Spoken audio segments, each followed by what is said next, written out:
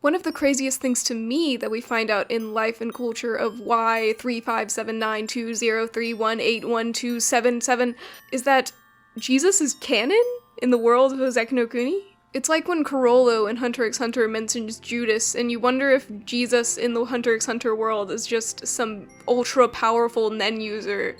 Technically, Jesus isn't mentioned in the book, but Mary, the mother of Jesus, is mentioned on page 91. This section is about Cairngorm's wedding dress that they wear, titled Festival Dress. The translation on the Houseki No Kuni wiki page states, Miss Queta was also in charge of the princess's festival dress. Her commentary continues here. After I was chosen to make the festival dress, I did some research. Ancient festivals were events to celebrate the final union between lovers. I wonder if all lovers had one in ancient times. That'd be shocking.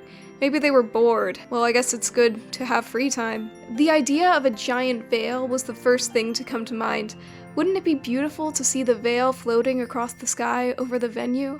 To achieve this, I had a thin, white fabric developed. We don't want it to burden the princess. 3 sheets of it are layered together and attached to a ring of 150 large pearls. It is the embodiment of purity. The gems aren't impure, right? The standing ear veil is an improvement from the prototype.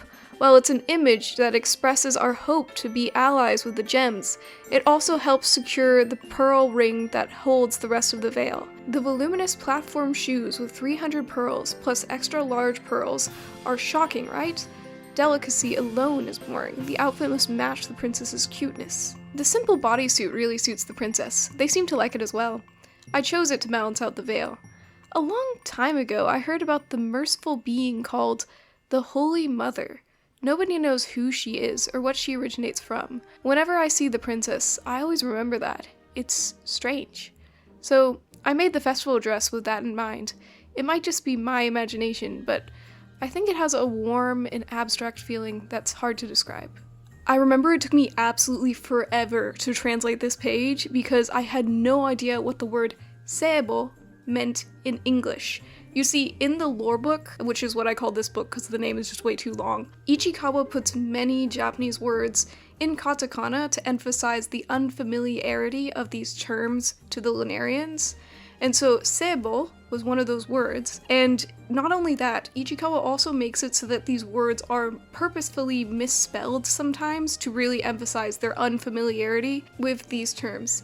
Even nori, a simple Japanese word that everyone knows, is put in katakana, so that was one of the challenges with translating this book. It was actually the last word I translated in the lore book because I could not figure it out, so I asked for some help in the Houseki No Kuni Wiki Discord server, and that's when a user named Anonymously finally gave me what I need and was just like, oh, it's referring to Holy Mary. And I'm like, how do you know that? How do you know it's referring to Mary? And they said that they have the Chinese version of the art book, and in the Chinese version of the art book, there's no room for misspelling because it's Chinese. Everything needs to be exact wording. There's no possible way of misspelling things. So it just says straight in Chinese that it's Holy Mary, or the name that Chinese characters and Japanese characters use for Mary, the mother of Jesus, or Holy Mary, or Holy Mother, however you refer to her. The problem was at the time of me trying to figure out what this word meant, I did not know that it was misspelled, obviously. So I was trying to look up like very niche Japanese stories, maybe, where they have a character named Sebo, or like maybe it's referring to a word in another language because, you know, katakana is also used for foreign words, and I just could not figure it out. Or at least I couldn't find a solution that would make sense. But the actual word it's supposed to be is seibo, so not se, like extended se, and bo, but seibo, and that is the word for Mary in Japanese. So the next question is why? Why does it compare Cairngorm to Mary? I think the most obvious conclusion, and the one that the section really emphasizes, is that it's supposed to really emphasize that Cairngorm is this innocent, pure, childlike figure in the story, because the section really talks about purity, how the gems are pure, the gems aren't impure, right? And it also is talking about how Cairngorm really reminds Quintetta of Mary. Mary as a figure is a representation of purity and innocence and virginity, but not only that, it's highly believed that Mary was a teenager at the point of the Christmas story. Most people believe between 12 and 16 years old. To me, this just re-emphasizes the red flags in Cairngorm and Acmea's relationship, but not only that, it kind of gives me more confirmation that Ichikawa does know what she's doing with writing them like that, because this is such a clear indication to me that it's intentional. The other red flag is that they emphasize that Mary is a merciful figure, the merciful being called the Holy Mother. Mercy is when someone shows compassion or forgiveness towards someone who they can punish or harm as justice for something they did wrong. Calling Cairngorm merciful can be interpreted in one of two ways. Either we are saying that Cairngorm themselves shows mercy towards others, which maybe this can be interpreted as them showing mercy towards Acmea and maybe some of the other characters, because instead of like being mad at Acmea for everything he's done with like the gems and their race and like the ways that Acmea has harmed others, Cairngorm is instead enamored by him. Another way, which is slightly more alarming, is saying that Cairngorm has been shown mercy too, which maybe this can be Acmea showing mercy to Cairngorm in the sense that, you know, Acmea literally grounds up gems and places them on the moon, and he doesn't do that with Cairngorm, or he doesn't punish Cairngorm like in ways that he could as a Lunarian in the abuses that have happened before. These are my guesses for the most likely interpretation of these phrases, but I'd like to hear your ideas in the comments below. Why do you think Cairngorm is related to Mary? Why do you think they call Cairngorm merciful? Another weird thing I thought of for like symbolicism is that the Christmas story is about a being from heaven coming to be united with beings from Earth. And in a way, Cairngorm and Acmea's wedding is the same, where beings from Earth and heaven, if you count like the moon, like space is heaven, the joining of those two places, which the section does talk about how the wedding is a symbol for them becoming allies. The other crazy theory that I kind of came up with that I don't think is accurate, but that I spent too much time thinking on, the whole Christmas story of Jesus being born is about Mary's pregnancy, but not only that, Mary's very unexpected, very not intentional pregnancy that she had no say or control in. Now, Lunarians and gems have no concept of pregnancy. They can't get pregnant as far as we know, and even Acmea and Cairngorm have a scene later where they talk about that. Pregnancy at its core can be described as two lives in one body, where one life is heavily dependent on the other. And where have we heard of that concept before with none other than Ghost?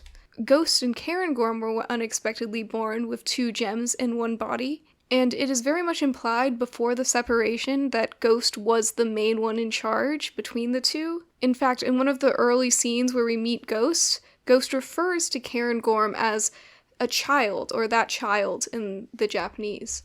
To be fair, everything with Ghost and Cairngorm is, like, highly guessing because it's such an interesting story dynamic. So it could be Cairngorm referring to Ghost that way, who knows? But this made me think about how Cairngorm's story arc could be a representation of the Christmas story. I don't know, guys. It's an over-analysis, like, we're off to conspiracy land theory here. But a lot of people refer to Cairngorm as young for a gem, even though Cairngorm would technically be hundreds of years old, because it's their first time being completely separated from Ghost, who they've been with since the beginning. Almost like a mother and their child. I don't know, guys. But like, almost like if the moment that Ghost was removed fully from Cairngorm, that Cairngorm was finally fully born. And in that sense, very young, childlike, innocent, that sort of thing. Either way, Acmea is not beating the Epstein allegations. Or, this is just hinting at the fact that Cairngorm is secretly a devout Catholic. Now, I know that the majority of Houseki no Kuni's symbolism is based off Buddhism and Buddhist references, but this also shows that Ichikawa has also some Christian symbolism, at least with like Cairngorm's veil, that sort of thing. And that also means that there's a lot of like Christian symbolism analysis that I can do on Houseki no Kuni, which I have done a bit personally, but I haven't really thought to make a really extended video on it because I'm just not sure if that's what people would want. I'm a little worried on doing a deep dive on more religious stuff on Houseki No Kuni. I just don't know how, like, my audience would react to that. So let me know in the comments if a deep dive on Christian symbolism in Houseki No Kuni is something that you would like. Like, I've seen a lot of comments of people comparing Foss to like a Jesus figure, but my interpretation would be a little differently with how the story goes out, as well as I think that like you could relate a lot of stuff in Houseki no Kuni to like people's theories on like the end times or revelations in the Bible. So there's a lot of interesting stuff that I could talk about in relation to Houseki no Kuni and biblical symbolism.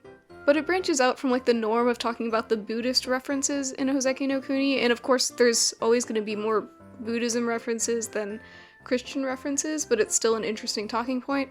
So just let me know in the comments below if that's something you would really like to see, and maybe I'll make it like an Easter video or something. I have a more extended announcement outro that we'll play in a second, but I just wanted to hope that all of you had a very nice Christmas, because I know now that I'm posting it after Christmas, and I hope that you're going to have a wonderful New Year, because hopefully I will get this video out before New Year's. Hola, I'm Riza, and I know that I haven't uploaded in a while, and I just wanted to talk a little bit about that.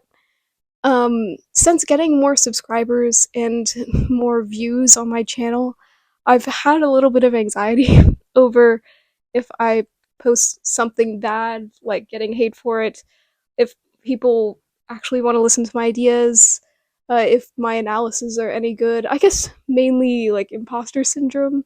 It's a little hard to believe that people want to watch my videos on Houseki no Kuni and analyzing them, and it's made me nervous, I guess. I am working on more videos in the future, but it's hard for me to actually record them and post them, and I am going to try and be more confident and post more next year. A lot has happened this year, which I may or may not go into on this channel, but I am no longer in the US. I've moved over 4 times this year. I was homeless for a few months, and I got married. So a lot has happened this year, and now I am in a completely different country. I no longer live in the US. In fact, I am moving, hopefully, it's not set in stone yet, but I'm hopefully moving to Japan next year as well. So, crazy life, a lot of things are happening, and I hope to make more videos on Houseki no Kuni, but also branch out into other things, maybe videos about my life, videos about other series that I'm into, other stories that I like, and more ideas. I still have plenty of ideas on videos that I want to make for Houseki no Kuni. Like, I wanted to do a video comparing the differences of the gems and the Lunarians, more character analysis on Foss and some of the other characters. When I moved to where I am now, I only brought a few things with me, so I don't have all of my Houseki no Kuni books. The only ones that I brought with me were the special edition, volume 13 in Japanese, and of course with that, the new art book, which I do have several videos where I'm going to be talking about the content in here planned. I just haven't uploaded them yet or finished them, and I'll work on that. But not only do I have those, I have the script that I mentioned in my collab with Inspiration that I will be making a video on as well. And then I have both the first and last volume of Houseki no Kuni in another language. That's all the Houseki no Kuni books that I have on me right now. I plan to get the new art book when it comes out in Japan, hopefully in Japan as soon as it comes out, so I'll be able to talk about that and say what I think about it once I'm able to get my hands on it. I really want to focus on my channel next year and hopefully produce more videos and try to grow my YouTube channel, mainly because my husband and I had a really small elopement, I guess, and we want to have a wedding in the future, but in order to do that, we need to help a couple of our friends and family fly in from different countries, because since we both have family in a bunch of different countries, we would want to help support people to come to our wedding, because no matter what, it has to be a destination wedding, because I have family from 3 countries, and we won't be able to have our wedding in my husband's country. So, yeah, stuff that I'm working at, but I want to try to grow my YouTube channel, and it's also just something I've wanted to do. I never thought I'd be in the place to monetize my YouTube channel, which it is monetized, and I never thought that you guys would listen. So, thank you. I appreciate it.